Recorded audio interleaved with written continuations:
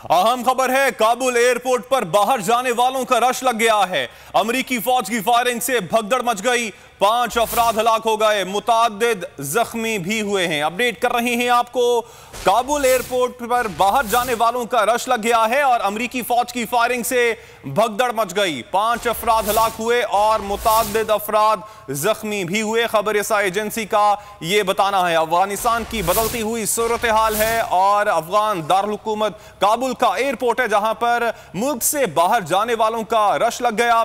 अमरीकी फौज की जानिब से फायरिंग की गई जिसके बाद भगदड़ मच गई। बताया जाता है खबर एजेंसी के मुताबिक के 5 अफराद हलाक हुए हैं इस फायरिंग के नतीजे में और मुताद्दिद अफराद जख्मी भी हुए हैं। काबुल एयरपोर्ट पर मुल्क से बाहर जाने वालों का इस वक्त भी रश मौजूद है। आप ये मनाजिर भी देख सकते हैं, ये काबुल एयरपोर्ट के मनाजिर हैं।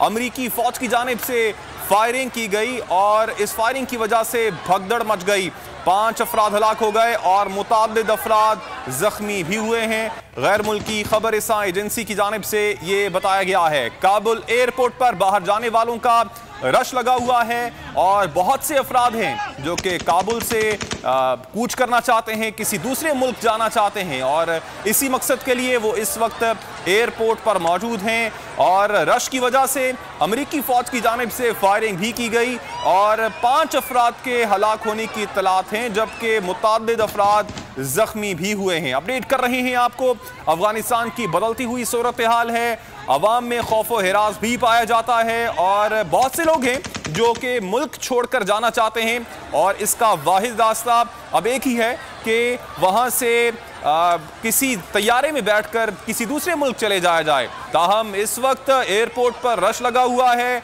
और भगदड़ भी मची है। बताया जाता है कि अमरीकी फौज की जानिब से फायरिंग की गई और भगदड़ मचने और फायरिंग की वजह से 5 अफराद के हलाक होने की इत्तलात भी हैं और मुताद्दिद अफराद जख्मी भी हुए हैं।